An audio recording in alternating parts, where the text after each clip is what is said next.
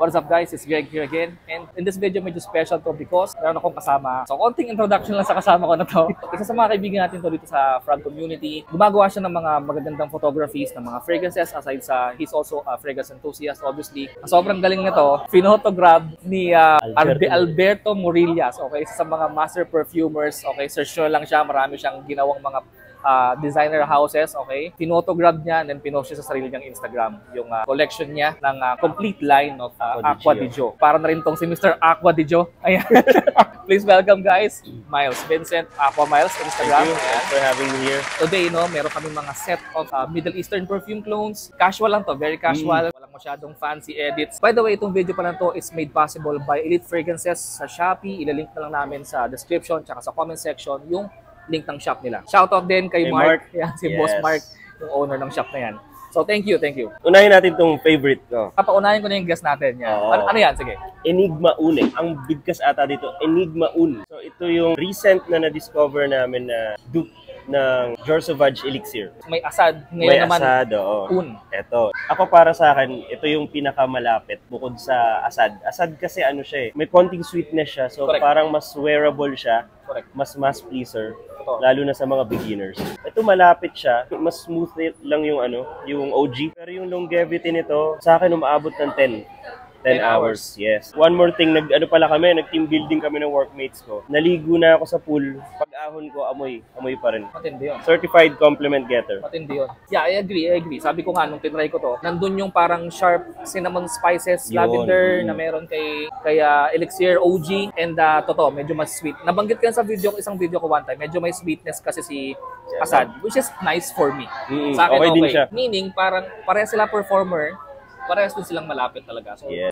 Pero kung gusto mo ng mas malapit pa, I think ito yun. Ayan, oo. Saka sa performance, konti lang difference sila ni Asad. Mas mas matagal lang ng konti. Sige, next natin is 1 million Elixir. So, hindi na siguro mahirap hulaan, no? Santo clone. Hindi na nagdalawang isip, no? Fragrance World ulit. Ito isa sa mga perfume na talagang siguro bibiling ko personally. Kasi ang ganda, ang bango talaga nito, promise. So, yung scent niya is gourmand, very gourmand. Ayun, ang bango, sobrang bango nito. I think unisex pero siguro mga 60-40 men. It's not too masculine, hindi rin siya feminine, tama lang sa gitna. Very sweet, very gourmand, sobrang bango. Actually, na-try ko to sa mall, yung OG. Sabi ko, teka, tatargeting ko to, papabain ko lang yung presyo kasi kalalabas lang ng time na yun eh. Perfect for date nights, pang gimmick, ganyan. Sobrang bango nito. Mga 6 to 7 hours longevity, moderate to strong projection naman. So, isa sa mga worth talaga to, worth buying. Saka minsan guys, kahit pagbibili kayo ng ganito, kahit hindi nyo naisipin yung OG eh. Kasi ang ganda na nila on its own, ang bango na nila on its own. Kahit wag na kayo ma-conscious sa comparison kung gaano kalapit yung amoy. Hindi mo nila malalaman yung mga hindi, tao. hindi na malalaman yun eh. Halimbawa, nasa mall kami na, amoy, ang bango naman yan. Hindi naman nila malalaman na, dupe lang yan. Correct. So guys, alam nyo naman kung ano to, di ba? Yung iba siguro familiar na dito. Nagustuhan ko to guys kasi mahilig ako sa aquatic fragrances, lalo na Acqua di Gio. Kaya siya mahilig sa Acqua di Gio. Yan. Una ko tong naamoy kaysa dun sa OG, which is the Orto Parisi Mega Mare. Nagulat ako sa amoy, ang bango niya, unique yung pagka-aquatic niya, and yung sobrang beast mode talaga. Super beast mode. For me, ito ang pinaka malakas sa mga Middle Eastern fragrance na na-try ko. More than 12 hours to. Kinabukasan, amoy pa rin sa damit. Una ako nakakuha ng compliment dito na hindi ko kakilala. Kumbaga, normally makakuha tayong compliment sa asawa natin, sa kapatid, sa kaibigan. Ito, hindi ko kakilala na compliment ako. Nung na-try ko sa sniff session, yung Mega Mare, grabe pala yun. Kaya nila tinawag na nuclear, no? Nuclear talaga. Isipin mo, sniff session, more than 100 bottles, 200 bottles ng perfume, lahat nag-i-spray. Yung Mega Mare lang yun na-amoy na. Talaga stand out siya. Maya't maya gumaganon sa ilong naman. Totoo yun na naman yung grabe. To the point na minsan, pag nagtatry ako ng ibang scent, naaamoy ko yung Mega Mare sa akin. Ito, sa halagang 2,000 or 1,900, compared sa magkano, 16,000, 15,000 na Orto Parisi Mega Mare. Pati yung performance ng Mega Mare, ginaya niya rin. Sobrang lakas nito. Kung mahilig ka rin sa mga fresh aquatic scents, which is, alam natin, pag mga fresh, hindi masyadong malakas performance. Ito ang sagot. One of the very few powerful aquatic scents. And unique. Tsaka bagay siya sa open air. Yeah. Open air, grabe projection niya. Actually, parang hirap nga itong i-suggest kung nasa isang setting ka na close. Kasi sobrang, malakas. Dapat sa kanya mga 2 to 3 sprays lang. Yeah. Wag kang mag-overspray. Oo, Don't do it. Hindi siya advisable yung Kawawa mga overspray. kasama nyo rito. So yeah, that's Megara. From the house of Mason Alhambra. Mason Alhambra. Next natin is Ghost Spectre. Look at the bottle, guys. Tignan mo naman. Grabe, bote pa lang. Paris Corner. From Paris Corner din siya. Ito naman is a clone of Nishane Ani. Sa mga favorite scents ko, I believe na isa yan sa mga napakagandang signature scent. One of the best vanilla scents sa market ngayon. Sobrang on point ng copy nito. Mga 90% sa akin to eh. Nung in-spray ko nga to, sobrang ginamit agad ng girlfriend ko. Kasi actually, yung Ani, girlfriend ko na nakaubos ng Ani. So nung nalaman niya to, Yung niche pa eh, no? oo, nung nalaman, kasi ang dami niyang compliments doon sa office. So, sabi ko, Nishane yun eh. makakatipid ako. Bala. Kasi diba, Naubos naman niya yung nagpapabili OG. na ng OG, ang mahal ng OG, di ba? So meron na tayong pamalit. Sobrang lapit, mga around 90% sa akin to. Spicy, bright, vanilla scent. Performance okay din. Inabot sa akin to ng mga isang araw sa damit, about 7 to 8 hours din on skin. So, Yari na naman. Kasama ko yung wife ko, si Miss Mary. kasi feeling ko magugustuhan ng babae yan eh. Oh no, baka mapabili ako. Budol na to, budol. Oo, mahilig kasi ako sa spicy. Spicy, warm, Panalo yan. spicy. Brother Mark, ayan na. May nabudol na naman tayo. May nabudol na. So, parang comforting ng scent. Bagay ngayon tag-ulan to. Tag-ulan, taglamig. Nako. Kagandahan kasi dito, unique siya. Ikaw lang talaga yung may gantong amoy. Pero very mass pleasing. Hindi mo kailangan maging isang frog head talaga para magustuhan mo to. And maganda dyan, wala yan sa mga mall. True. Pag meron kang mga non-fragheads na mga friends, kahit pakita mo, hindi nila alam kung saan pabibili. Totoo talaga. Totoo talaga. Totoo. And unique, ang ganda ng bote niya. Panalo. Pang collection. Next natin guys is Vu Elegante. So, ganun ba pronunciation? Books ang tawag niya. Books. Vu Elegante. So, Vu, yeah, it's Vu. Yan. So, from Paris Corner din to. Ito naman, kung mahilig ka sa mga rum, whiskey, ayun, Honey, honey, tobacco yun. scents. Honey tobacco, yun. Dupe ng Surge of Naxos. So, ito, pang cold weather din siya. Nireview ko din to sa, may YouTube channel din pala ako guys. Lagay ko yan. Lagay ko dito. Lalagyan namin sa ano. Pang gabi, maulan. Ang maganda kasi dito, pag mentras malamig, lalong kumakapit yung amoy niya. Hindi siya nawawala. Siguro sa akin, 80-85 yung closeness niya. Mabango siya on its own. Kahit hindi mo na compare or isipin yung OG niya. Grabe ang bango niya. Kung mahilig ka sa sweet scents, parang ganun siya. Kaya sabi ko to palagi, huwag silang matakot dun sa tobacco ng Hindi siya amoyoso, Sir hindi Jock. siya Hindi siya amoy, hindi siya parang sobrang matanda. In fact, actually, ma-share ko lang din first time kong ginamit yung Naxos sa office. First time ko nakakuha ng compliment sa kanila using Naxos. Kaya na-realize ko, kapag nasa hangin siya, lalo pag malamig, ang lamig kasi sa office eh. Pag malamig talaga, sobrang effective niya kasi parang siyang sumasayaw sa hangin. Nung hindi pa nga ako mahilig sa pabango dati, hindi ko alam kung paano ba yung mga pang summer, pang taglamig. Yung pala meron talaga silang Meron purpose. talaga. Isa pa, maganda rin tong yung Naxos, no, maganda siyang entry level na niche perfume sa mga starter dyan. Kung gusto mong pumasok sa niche, ayaw mo muna magkupit sa ganung kamahal na bote, pwede ka magsimula dito. So kung magustuhan mo to, then pwede mo pag-ipunan yung original. Ako ganun ako eh. Pagka nauna ko nabili yan, after a while, pinag-iipon naman yung OG. Kaya, ganun din ako.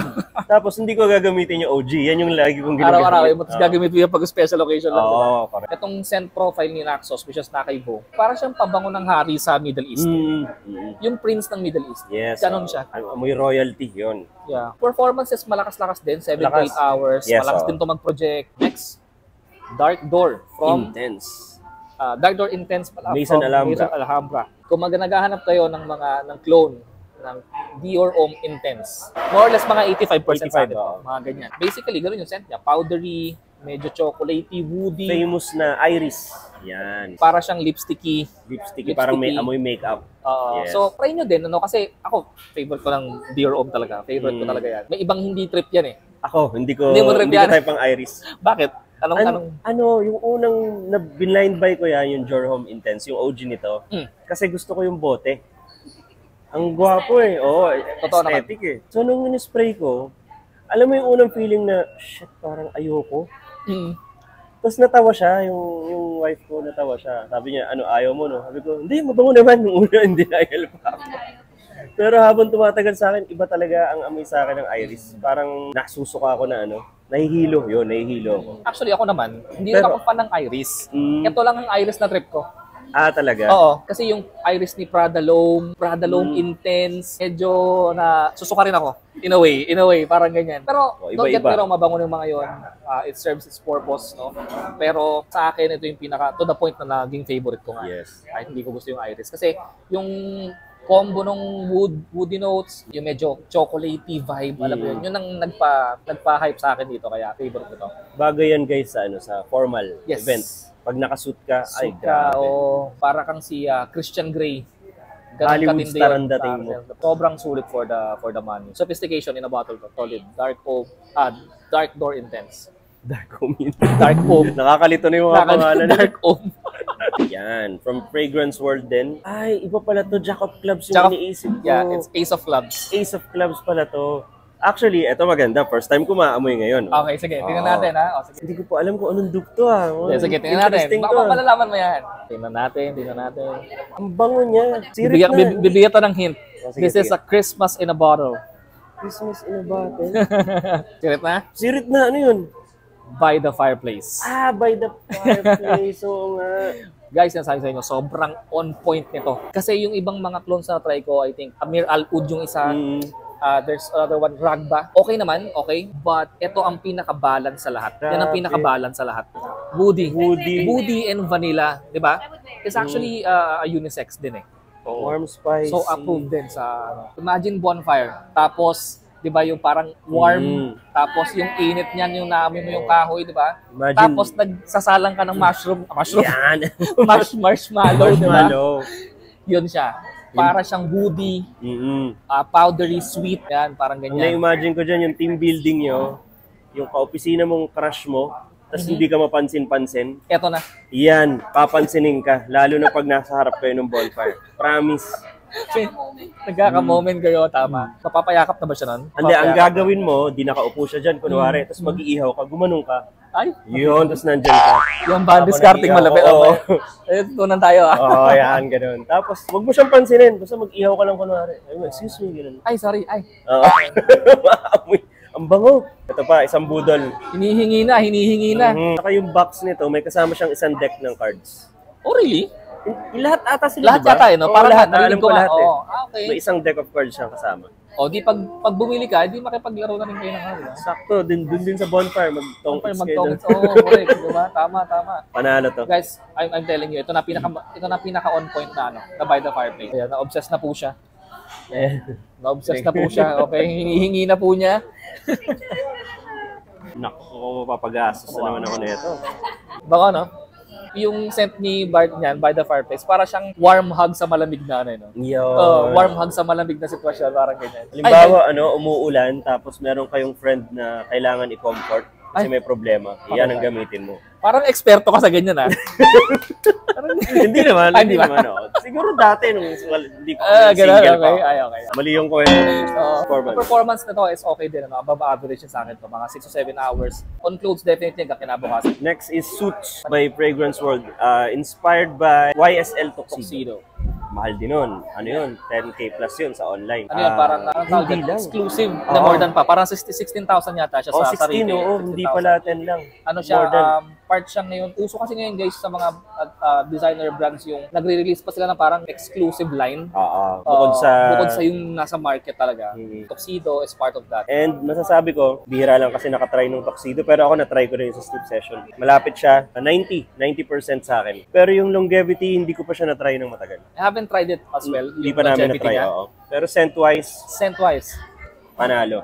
masasabi ko sa inyo, being an owner of the original na tuxedo, Siya pala meron, oh. this is crazy close, man. Sobrang lapit na to. Simple lang yung scent niya, basically. Earthy vanilla siya. Vanilla earthy siya. Yes. So, pag narinig mo siya, parang simple lang naman yung amoy nun. Pero, mas may complexity kasi siya. So, simpleng scent, pero at the same time, may mga complex, nuances. Like, for example, may konting spices, earthiness, extra herbaceous, ganyan. Basta ang daming lumalabas eh. Oo. Saka may konting rose siya. Yeah, may rose pala siya. May rose Oo, siya. so parang, sabi ko nga sa video ko dyan, very comforting type of patchouli ito. Hindi ito yung dirty patchouli. Hindi. Actually, the way I describe it, eto, tama-tama, umuulan ngayon as we shoot. No? Pag yan tumila, di ba parang relaxing? Parang ganun.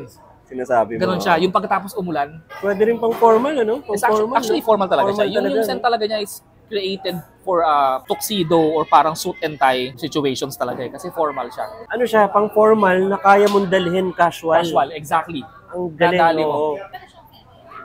I think pwede. Actually, pwede. I think pwede pang babae. Pwede. Ano ba yan? Ayun na. Ang dami ko nang Pambila. bibilin. Guys, seryoso yun. Parang biglang gusto kong, hindi, actually, kukuha ko yan. Hindi siya sobrang masculine. Very gentleman kung lalaki gagamit. Tapos kung babae naman, parang alam mo yung successful na siya. Yeah, fierce kind of woman ang gagamit nito. Confident, yes. Napakaganda copy. Actually, na-impressed ako No? Sobrang lapit. Mga 90 to 95 sa akin to, yung closest na. Next natin, sige, is sa Fakhar Gold. Ang dami nag-get ko sa akin to sa TikTok. Yan, no. Ang dami, hindi ko lang naulan yung pang nalaman sa akin to. Copy to is 1 million parfum, which is also sweet. Parang yung trend ngayon, guys, mga 2023, patamisan ng labanan. Yung introduction of elixirs, ganyan. Lahat ng elixirs. Try it, magugustuhan mo to. Promise. Ang bango. So, this is a very sweet gourmand scent, no, para din siyang nakakain. 1 million parfum. But at the same time, as it settles down, may konting florals. White florals. And good thing kasi hindi siya overpowering florals kasi hindi ko trip talaga ang white florals. I don't know if this is jasmine or tuberose, parang ganyan. Pero white florals in the middle, Ay, grabe. sweet notes sa taas. Ang Ang galing. refreshing. Ang galing. Ano siya, Hindi- refreshing at the same time, pang cold weather din. Cold rin, Oo, na-refreshing. ito cool temperatures. Hindi siya overly masculine, hindi siya definitely feminine. I think magugustuhan to ng babae sa lalaki. May mga scents, for example, ultra male. Women tends to love sa lalaki kahit matamis siya. Oo, totoo. Ito yung mga yun eh. So I'm not sure kung ano yung gano'n siya kasi parang may nagsabi sa akin si Boss Mac Nerida. Mac Nerida, shout out. Shout out. Siya yung nagbanggit sa akin na parang EDP or parfum yung mix ng dalawa. I'm not sure. Pero in itself, in its own, sobrang solid siya. Regardless, grabe. Ano siya? White floral. Tama ako, tuberose, di ba? Oo, tuberose. Actually, hindi ko alam yung notes niyan eh. Oh. Amber. Pero yung amber and animalic niya, hindi lumalabas eh. Mas more on tropical pa nga eh. Mas more on sweet pa nga siya sa akin eh. Hindi lumalabas. Which is nice. Bigla ko na-realize, it's a men's fragrance, pero white floral yung ano niya. Yung mga main accords niya. May coconut din pala, kaya pala nagustuhan. May coconut siya? Mahilig ako sa coconut. Parang Lebo from Lebo, yes, Janko Gautier. Yeah, oo. Galing. Walang Galing. tapon sa lahat ng Panalo to. yung na-review namin. Pinili namin You have to try this one, guys. Pag nakita na magnanakaw to, isipin legit na. Mamahalin to, pero 1.4 lang yata to. Oo. Next bottle natin is Raed from Latafa. Now, unang-una, ang ganda ng bote niya, no? Hindi siya parang clone tingnan. Parang siyang high-end designer. Niche. Parang Actually, niche, or parang niche actually, tama. Parang niche pala. So, ito naman is clone ng Cedrat Bosé. Dami kasi tatanong sa akin kung anong magandang offer, sorry, Okay na. ng Cedrat Bosé. Ito yung so far okay sa akin. Hindi siya palang din ganong kalapit. Siguro mga around 70% pa lang sa akin ito ngayon. Pero maganda yung version maganda niya. siya. Oo, Ang maganda bango. yung version niya. Ganon din, medyo aromatic, spicy, sweet, citrus. Oo, para siyang Cedrat yung inspiration pero parang ginawa ng sariling twist. It's not a bad thing yung kinalabasan. Sobrang bango niya. To the point na ito nga, shout out kay Anthony James Kane. Kane Borg, Yes. Kane yan dahil sa bote na to, hinirap mo sa kanya. Kasi nasabi ko sobrang bango nito. Magandang alternative siya sa Cedrat kung medyo, sa inyo medyo budgeted pa. Maganda siya. Citrusy, warm, spicy, vanilla, Yes. woody, ganyan. Performance maganda rin. Mga around 5 hours, 5 to 6 hours sa skin ko. Moderate projection. Bango. Average performance. Mabango siya. Nakaka-enjoy. Kung mahilig ka sa mga freshies, gusto mo na may konting punch. Ito, may mga gusto kong shoutout. Shout out kay Boss Mark. Siyempre, of Boss Mark, Fragrance, thank you. Fragrance Unlimited, of Elite Fragrances, ayan. Tapos shout out sa Fragrance Unlimited, GC Fam, Elite Fragcom, Fragrance Talk PH, yan. Shout out. Yeah, also follow niyo siya sa kanyang Instagram. Instagram. Ganda ng mga shots niya, mga fragrance Yes. photographies. Ano pa ba meron ka? Instagram, TikTok, I also have TikTok, and YouTube pala yun. Bago pa lang, sinisimulan ko pa lang. So, hopefully, marami pa kaming collab ni Oh, lapit lang, kapitbahay lang ni kami. Greg. And na-enjoy ko. First time ko makipag-collab. First time ko din eh. Oo. Parang, first time ko to. Oo, tama. Nag-enjoy ako kasi ang sarap pala nung may ka-interact ka. Kasi, Totoo. lalo na spontaneous to, wala kaming inisip bago, basta nag-play lang kami. Correct. Yes. Totoo. So yun, again guys, kung nagustuhan itong video na to, bago kayo umalis, hit like and subscribe, ring the bell for more videos like this, and share nyo yung thoughts nyo in the comment section. Ano gusto nyo gawin namin in the future, any Yes. suggestions, syempre tingnan natin kung magagawa natin. So yes, thank you so much guys. As usual, I'll see you in the next video. Peace. Peace.